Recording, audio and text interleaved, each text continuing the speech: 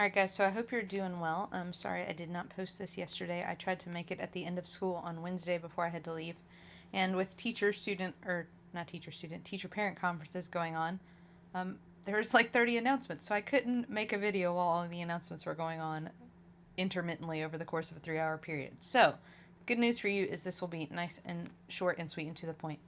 So, as we move forward in our discussion on the nature of the human person, we look to humans as moral agents, capable of discerning God's gracious will.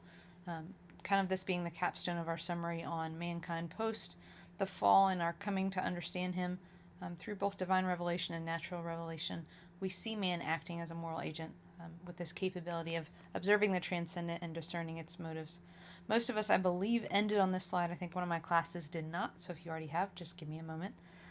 Humans, as we see St. Irenaeus of Lyons, differs a little bit from the cosmology of St. Augustine. Irenaeus speaks of humans as being created good but not perfect, particularly morally speaking.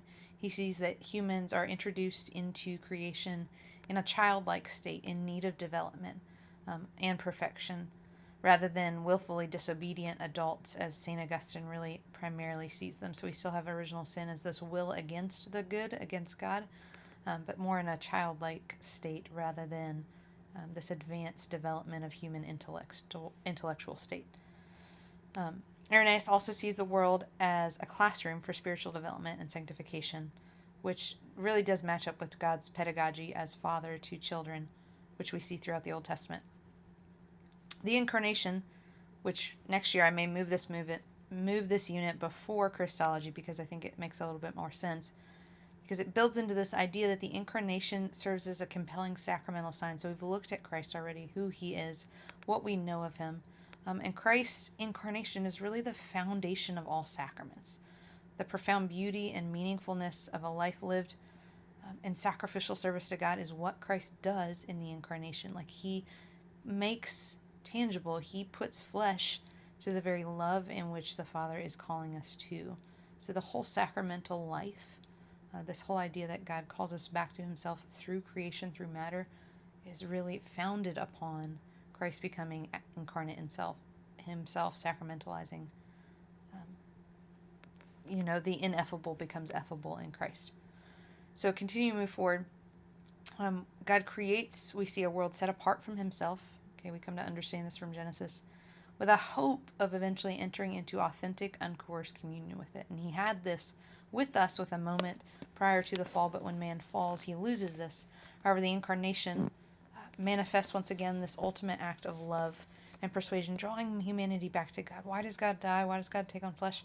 For our sake. He gains nothing, but he desires this uncoerced relationship with us, so he enters into this gift of self, this gift of himself back to humanity for us.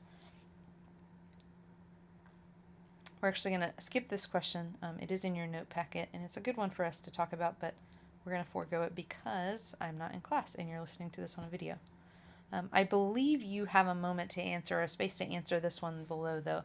So just in a quick moment after I read this to you, go ahead and hit pause and write 3 to 4 sentences on this one. So in light of our discussion on humanity, human nature, the original sin, man in original holiness, you can either come from that vantage point or your own vantage point, but why, just in your own words, do you perceive the world as so messed up? I think we can look at our current presidential election race and we can see the world as not a place of peace and justice.